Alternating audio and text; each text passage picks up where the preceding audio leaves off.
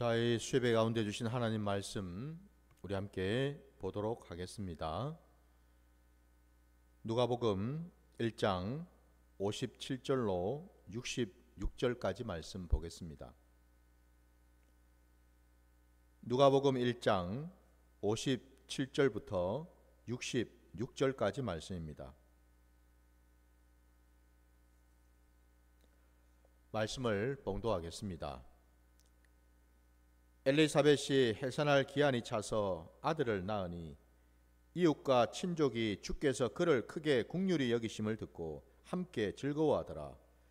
8일이 되매 아이를 할례하러 와서 그 아버지의 이름을 따라 샤가라라 하고자 하더니 그 어머니가 대답하여 이르되 아니라 요한이라 할 것이라 하매 그들이 이르되 내 친족 중에 이 이름으로 이름한 이가 없다 하고 그의 아버지께 몸짓으로 무엇으로 이름을 지으려 하는가 물으니 그가 서판을 달라 하여 그 이름을 요한이라 쓰매 다 놀랍게 여기더라. 이에 그 입이 열리고 혀가 풀리며 말을 하여 하나님을 찬송하니 그 근처에 사는 자가 다 두려워하고 이 모든 말이 온 유대 산골에 두루 퍼지매 듣는 사람이 다 이 말을 마음에 두며 이르되 이 아이가 장차 어찌 될까 하니 이는 주의 손이 그와 함께 하심이러라. 아멘. 자, 오늘 우리에게 주신 이 말씀을 가지고 주의 손길이라는 제목으로 말씀을 증거코자 합니다. 드디어 오늘 본문 말씀에 세례 요한이 태어났습니다. 이미 우리가 앞에서 살펴보았던 것처럼 이 세례 요한이라는 자는 혈육과 육정으로 태어난 자가 아니고 이미 그가 나기 전부터 천사가 그 엘리사벳 그의 그 모친이 되는 엘리사벳에게 나타나서 말씀도 주었고 또한 샤가라에게도 그죠? 그 아버지 샤가라에게도 하나님의 어떤 계획과 뜻도 전했다라는 거죠. 그러니까 다시 말씀드리면 엘리사벳도 샤가라도 그가 육신적으로는 도무지 자녀를 낳을 수 없는 나이였음에도 불구하고 하나님께서는 그들에게 자녀를 낳을 수 있는 그 은혜를 허락하셨다라는 사실이거든요. 그러니까 한마디로 여러분, 이거는 사람의 일이 아니라 하나님의 계획이고 하나님의 뜻이었다라는 것을 분명히 말씀하고 계시다라는 거예요. 그래서 이 세례 요한은 나기 전부터 이미 그 이름을 요한이라고 하는 이름도 물론 받았고요. 뿐만 아니라 또 그는 오늘 우리가 함께 말씀에도 나온 것처럼 그 주변에 여러 친척들도 그렇고 그 유대 산골에 살고 있던 많은 그 이웃들이 이와 같은 놀라운 일들을 다 보고 들었다라는 사실이죠, 그죠? 오늘 본문에서 그의 부친이었던 이 샤가라야가 입이 붙어가지고 한마디로 말을 할 수 없는 그런 모습으로 있지 않았습니까? 왜 그렇습니까? 천사가 찾아와서 샤가라에게 하나님의 계획과 뜻을 전했음에도 불구하고 그가 마음으로 아니 입술로 하나님의 그 뜻에 순종하거나 아멘으로 받아들이기보다는 의심하는 그 말을 하지 않았습니까? 그죠? 어찌 그런 일이 있을 수 있겠느냐라고 그는 의심을 했잖아요. 그래서 그는 그 아들이 정말 나올 때까지 말문이 막혀서 혀가 굳어져서 말을 하지 못하는 그런 지경이 되었죠. 근데 오늘 본문에 그 아이의 이름을 물을 그때에 서판을 가져오게 해서 그 서판에다가 요한이라는 그 이름을 그 아버지가 썼다라는 겁니다. 그 어머니인 엘리사벳이 먼저 요한이라는 이름을 얘기를 해줬는데 그 친지들이 얘기하지 않았습니까? 우리 집안에는 요한이라는 이름을 쓰는 자가 없어. 근데 왜 생뚱맞게 뜬금없이 요한이라는 이름을 왜 지으려고 하느냐? 근데 그 아버지 또한 똑같이 요한이라는 이름을 얘기를 하였고, 그리고 그 즉시로 막혔던 그 입이 열리게 되었죠. 그죠? 그리고 하나님을 찬송했다라고 말씀하고 있습니다. 오늘 본문 끝자락에 그가 태어났을 때에 많은 사람들이 지켜보았고 경험했고 그 부모 역시도 들었던 것처럼 본문 끝자락에 보니까 이는 주의 손이 그와 함께 하심이러라 라고 되어 있지 않습니까? 그러니까 모든 그 과정과 상황 속에 전적으로 하나님의 놀라우신 은혜와 하나님의 뜻과 하나님의 계획이 온전히 지금 하나하나 형통하게 이루어지고 있다라는 것을 지금 얘기하고 있는 거죠. 그러면 여러분, 도대체 하나님께서는 이 세례 요한을 그 어머니 엘리사벳의 이게 잉태가 되기도 전에 하나님께서는 그의 태에 아이가 나올 거라는 걸 말씀하셨고, 심지어는 그 아이의 이름을 그 집안의 내력과는 전혀 다른 요한이라는 이름까지도 지어주셨고, 도대체 무엇 때문에 하나님은 이렇게까지 이 세례 요한에게 세심하게 놀라운 이런 기적과 은혜를 부어주셨을까? 그 단서가 여러분 이미 우리가 보았지만 한 번 더 보기를 원하는데, 그 앞에 여러분 1장 15절부터 17절 말씀을 다시 한번 보겠습니다. 15절부터 여러분 17절 말씀을 봅니다. 이는 그가 주 앞에 큰 자가 되며 포도주나 독한 술을 마시지 아니하며 모태로부터 성령의 충만함을 받아 이스라엘 자손을 주 곧 그들의 하나님께로 많이 돌아오게 하겠습니다. 그가 또 엘리야의 심령과 능력으로 주 앞에 먼저 와서 아버지의 마음을 자식에게 거스르는 자를 의인의 슬기에 돌아오게 하고 주를 위하여 세운 백성을 준비하리라. 아멘.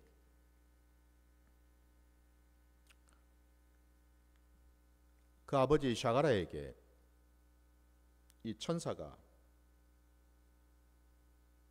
얘기를 하였습니다. 장차 이 아이를 하나님께서 어떻게 쓰실지를. 그냥 이름만 주신 게 아니라 하나님께서는 그를 부르셨고 또한 그를 지으셨고 그에게 사명까지 주시는 이 일들을 지금 다 말씀을 하신 거죠. 여러분, 이 상황들을 우리가 쭉 볼 때에 먼저는 여러분 우리가 생각할 수 있는 것은, 깨달아야 될 것은요, 여러분 창세기의 6째 날 하나님께서 첫사람을, 그 첫사람 아담을 지으실 때의 모습을 한번 생각해 보시기 바랍니다. 하나님은 그 첫사람 아담을 당신의 그 형상대로 모양에 따라서 지으시지 않으셨습니까? 그죠? 예. 창조는 여러분 무엇인가? 물론 여러분 우리 구약의 창세기에 그 창조에 대한 내용들이 언급이 되고 있지만은, 그럼 이 신약 시대에는 그런 창조에 대한 얘기가 없는가? 아니죠, 여러분. 구약도 신약도 사실은 창조에서 재창조로 이어지는 과정이거든요. 왜 그렇습니까?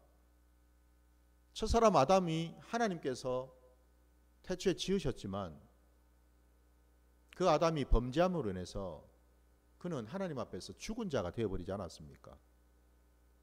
죽어버렸습니다. 바로 그 죽은 자를 신약시대에 다시 살리시기 위해서 이 땅에 예수 그리스도가 오신 줄 믿습니다. 다시 살리신다라는 것은 뭘 말하겠습니까?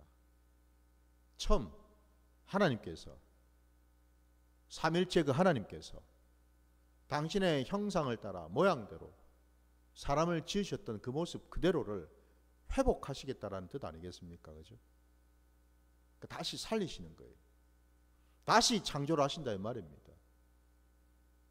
하나님의 마음, 하나님의 뜻, 하나님의 생각이 담겨져 있는, 하나님과 동행할 수 있는, 하나님의 말씀에 응답할 수 있는 그러한 자를 다시금 세우시겠다는 것 아닙니까? 그죠? 예. 뿐만 아니라 여러분, 창세기에 첫사람과 아담과 그의 아내 그 여자는 우리가 말씀에서도 확인할 수 있는 것처럼 그들은 아직은 뭐예요? 영원한 생명을 얻은 건 아니었죠. 왜 그렇습니까?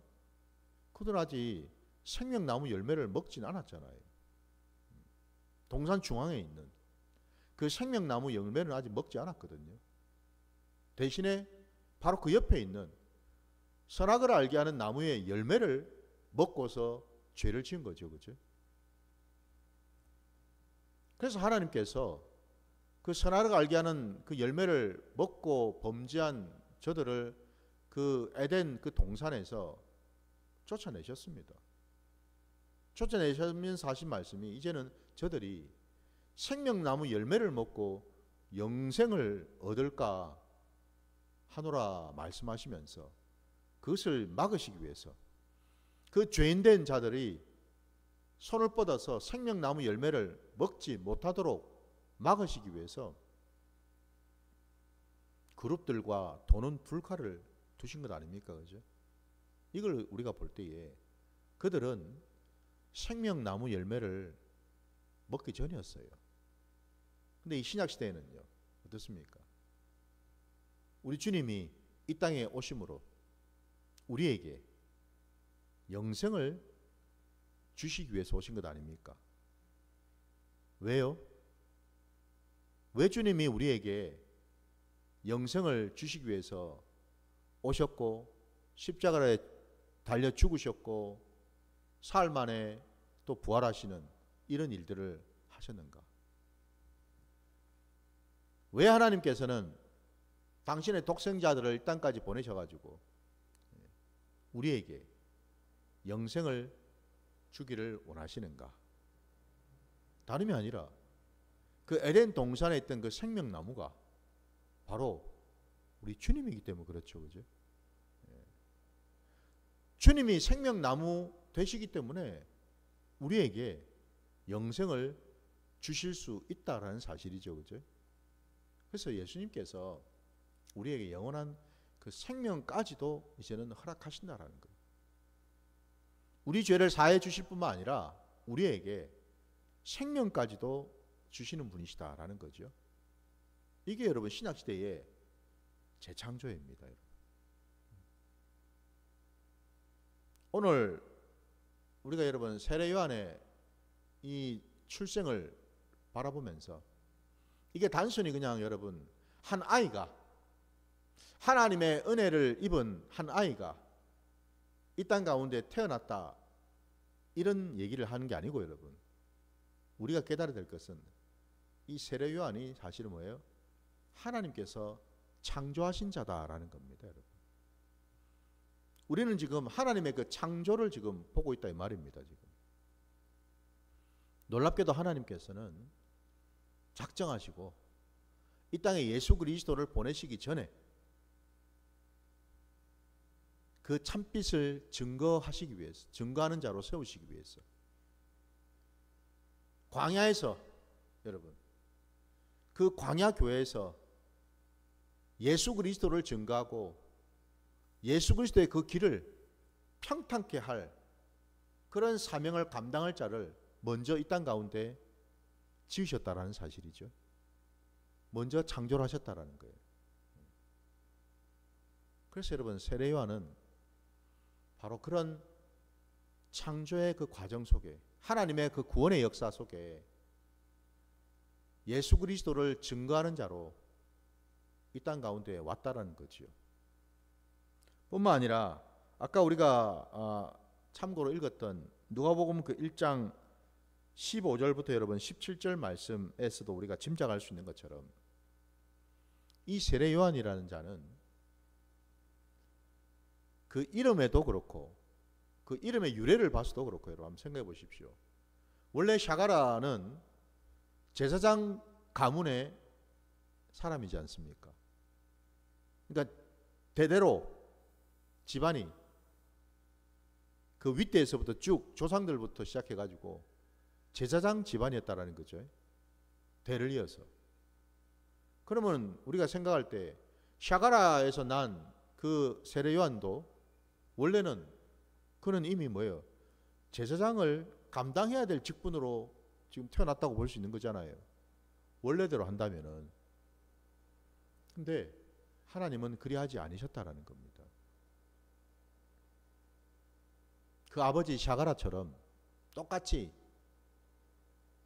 구약의 그 연장선에서 하나님께 제사를 드리는 그런 제사장의 어떤 역할들을 감당하도록 창조하신 것이 아니었다라는 거예요. 그 이름에서도 우리가 알 수 있잖아요. 그 집안에는 어느 누구도 요한이라는 이름을 쓴 자가 없었는데 하나님은 놀랍게도 요한이라는 이름을 지어주셨다는 사실이고, 더 나아가서 여러분 15절 말씀에도 쭉 우리가 보는 것처럼 포도주나 독한 술을 마시지 아니하고 모태로부터 성령의 충만함을 받아. 이게 지금 말하는 게 뭡니까 여러분? 다름이 아니라 하나님은 세례 요한을 나실인으로 세우셨다라는 사실이죠. 하나님은 그가 이 땅에 오기 전부터 그를 나실인으로 부르셨다라는 거예요. 그의 사명이 나실인이었다라는 겁니다. 그의 정체성이 나실인이었다라는 거예요. 나실인은 여러분 어떤 자입니까? 그 자는 한마디로 혈육과 육정으로 살아가는 자가 아니죠. 그는 철저하게 하나님께 드려진 자이지요. 하나님께 바쳐진 자입니다. 하나님께 헌신된 자이지요. 그게 나실인 아닙니까? 그래서 여러분 우리가 아는 대로 이 세례 요한은 여러분 그냥 단순히 아버지의 뒤를 이어서 제사장을 해야 될 자가 아니었다라는 거예요. 여러분 우리 참고로 마태복음으로 가셔서 마태복음 여러분 3장 그 4절 말씀을 잠깐 보겠습니다.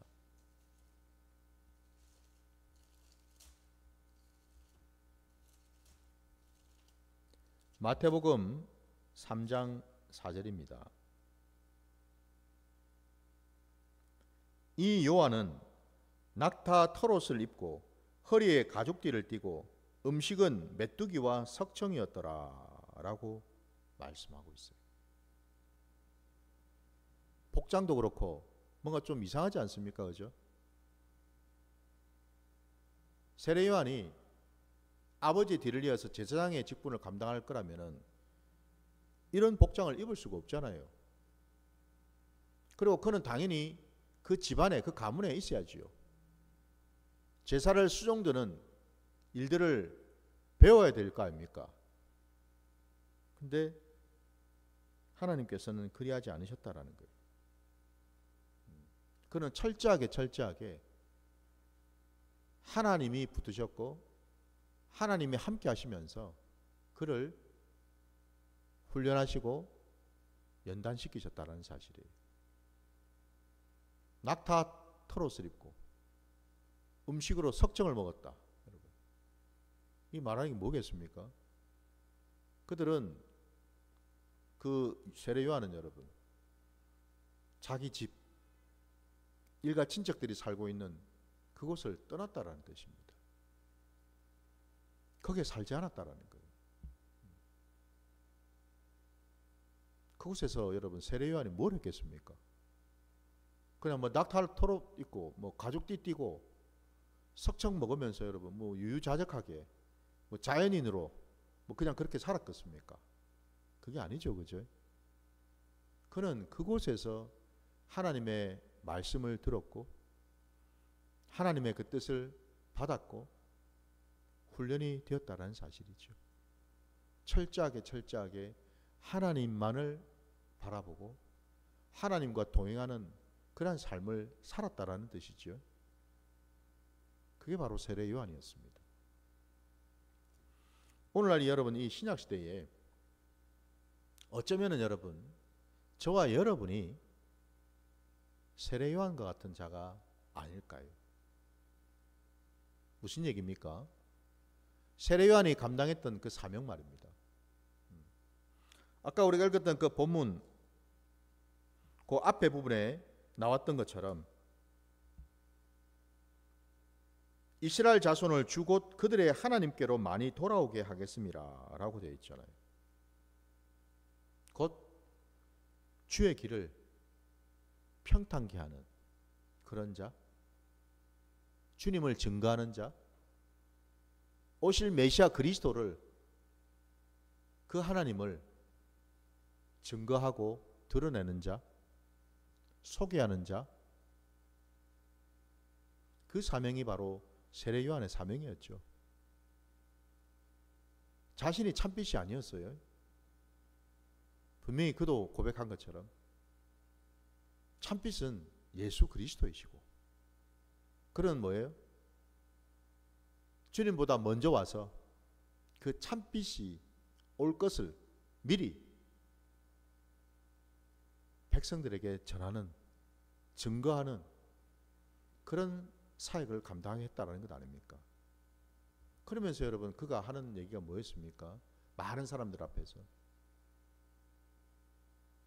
장차 내 뒤에 오실 그분을 일컬어서 세례 요한은 분명히 고백했습니다. 그는 흥하여야 하겠고 나는 쇠하여야 하리라. 그렇게 고백했죠. 그죠? 그게 여러분 이 신약시대를 살아가는 적어도 예수를 믿는 저와 여러분의 고백이 되어야 될 줄 믿습니다. 우리 역시도 여러분 우리가 왜 하나님의 자녀가 되고 하나님의 백성, 하나님의 교회가 되었습니까? 다른 데 있는 게 아니죠. 우리도 세례 요한처럼 예수를 내가 만난 예수, 그러니까 나를 만나 주시고 나에게 찾아오시고 나를 붙들어 주시고 나를 구원해 주시고 나와 동행하시고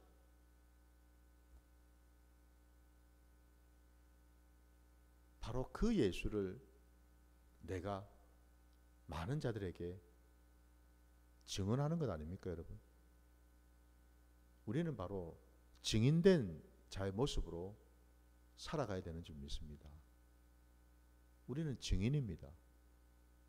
예수를 증거하는 증인이고 예수의 그 말씀, 그 말씀에 담겨 있는 생명과 진리를 증거하는 증인이 되어야 될 줄 믿습니다.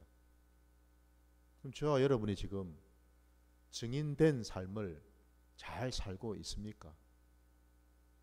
내 삶의 자리에서 내 주변에 나를 드러내는 것이 아니라 나를 나타내는 것이 아니라 많은 사람들이 나를 보고 그냥 나를 쳐다보고 나에 대해서 판단하고 나에 대해서 평가하는 게 아니고 내 안에 계신 예수 그리스도를 볼 수 있어야 된다라는 거지요. 많은 사람들이 나를 바라보면서 내 입술의 말을 들으면서 내 행위를 바라보면서 뭘 그들은 봐야 됩니까? 예수를 봐야 되겠죠. 그죠? 나와 함께 하시는 예수 그리스도를. 경험하고 봐야 되지 않겠습니까? 아, 김베드로 목사 안에는 예수가 있구나. 그의 말이나 그의 행실이나 그가 하는 그 모든 삶의 자리를 보니 분명히 그는 예수와 함께하는 자가 맞구나. 사실 이게 여러분 우리가 드려야 될 가장 복된 말인 줄 믿습니다. 우리의 사명이 그렇다 이 말이에요, 여러분. 우리도 세례요한처럼 우리의 사명이 예수를 증거하는 그 사명을 감당하기 위해서 하나님께서 우리를 지금 이 자리 가운데 두신 줄 믿습니다. 세상 살아가면서 여러분, 우리는 과연 무엇으로 사는가? 무엇을 나타내고 무엇을 드러내면서 사는가?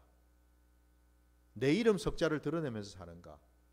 내가 하는 어떤 말을 들으면서 사는가? 내가 하고 있는 어떤 그런 이런저런 어떤 행위를 드러내면서 살아가고 있는가? 가 아니고 우리는 오직 내 안에 보배 되신 예수 그리스도예요. 사도 바울의 고백처럼 여러분, 우리는 다 질그릇 것 같은 자들 아닙니까? 우리는 참 겉으로 볼 때 형편없고 부족하고 깨어지기 쉬운 그런 질그릇과 같은 그런 자들이잖아요. 근데 놀랍게도 그 질그릇 안에 보배 되시는 예수 그리스도가 함께 하신다라는 사실이죠. 많은 사람들이 우리의 연약함, 우리의 부족함, 그럼에도 불구하고 그 안에 예수를 봐야 되는 줄 믿습니다. 아, 저 사람이 저럴 수 있는 건 예수 때문이구나. 참으로 연약하고 부족한데도 예수 때문에 살고 있구나. 예수가 계셔서 저 사람을 붙들어 주고 계시는구나. 결국 많은 사람들이 봐야 될 것은 바로 예수 그리스도이신 줄 믿습니다. 그래서 세례요한이 고백한 게 그 말 아닙니까? 그는 흥해야 하고 나는 쇠하여야 하리라. 저도 여러분도 우리가 이 신약시대를 살아가면서 부디 우리의 모든 삶의 자리자리마다 여러분, 나는 쇠하고요, 주님이 흥하시기를 주의 이름으로 축원합니다. 이게 우리의 사명이고 이게 우리가 걸어가야 될 길이고 이게 바로 하나님이 영광 받으시는 길인 줄 믿습니다.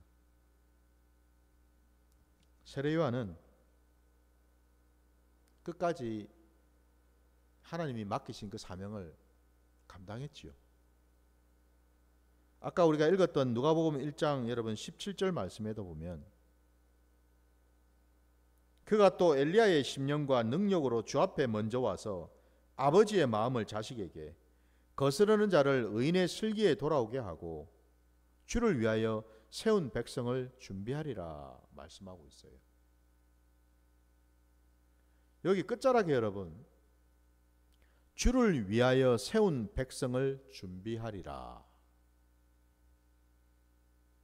하나님의 백성들이 있다라는 거예요. 여러분. 하나님이 예비하신 백성들이 있다라는 겁니다. 그 백성을 만나서 그 백성들을 준비시키는 거죠. 교회는 여러분 뭔가 하나님이 예비하시고 세우신 백성들인 줄 믿습니다. 교회가 원래 그렇지 않습니까, 여러분? 하나님이 부르시고 택하시고 구별해서 세우신 백성들이죠. 공동체 아닙니까? 그게 교회 아니야. 교회 아닙니까, 여러분? 하나님이 이 세상 가운데 바라보실 때에 가장 눈여겨보신 곳이 어디일까? 바로 저와 여러분, 곧 교회인 줄 믿습니다, 여러분. 하나님이 태초전에 이미 작정하시고 예비하셔서 세우셨다라는 겁니다, 여러분. 무엇 때문에요? 주를 위해서요. 이 땅에 오실 예수 그리스도를 위해서 말입니다. 세우셨다고 분명히 말씀하고 있습니다. 저와 여러분이 누구입니까? 우리는 그리스도인입니다.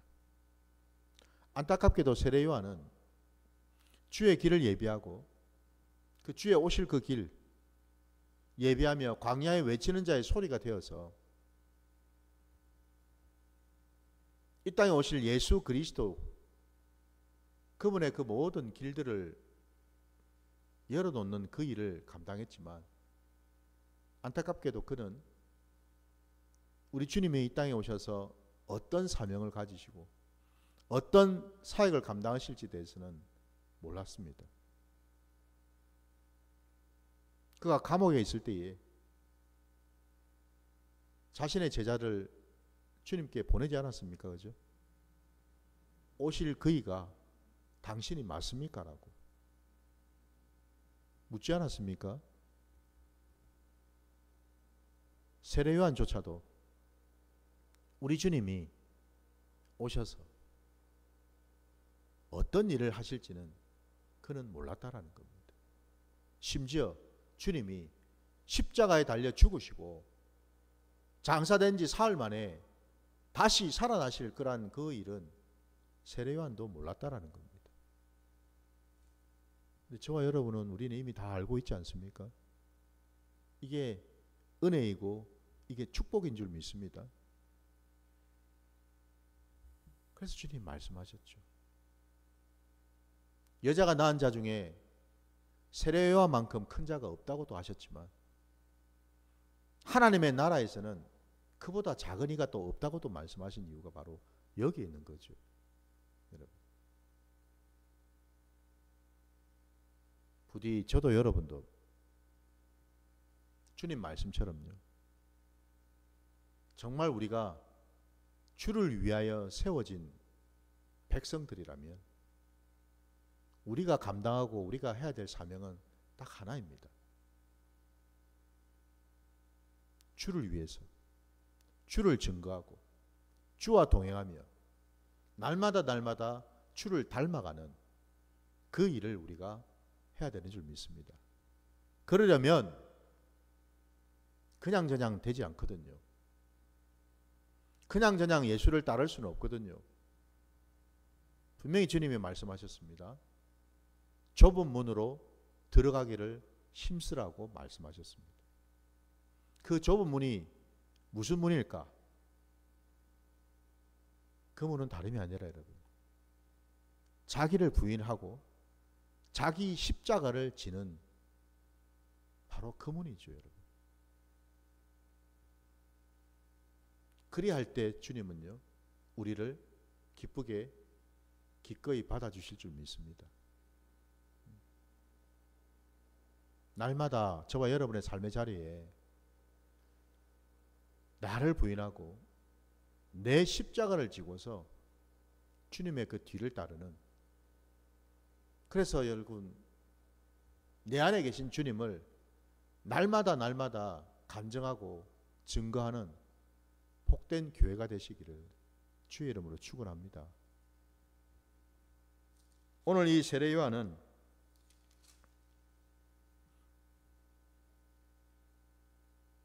주님께서 그를 붙드시고 그와 함께 하시며 그의 그 모든 길들을 인도하셨어요. 이 땅을 살아가는 저와 여러분도 마찬가지로 주님의 그 손길이 늘 함께 하시기를 주의 이름으로 축원합니다. 주님의 그 손길이 머무는 곳이 바로 형통한 곳이고 그곳이 축복의 장소인 줄 믿습니다. 여러분, 겉으로 아무리 화려하고 아무리 이렇게 저렇게 치장을 하고요, 꾸미고 한다 해도 거기에 주님의 손길이 머물지 않는다면 그것은 죽은 곳이죠.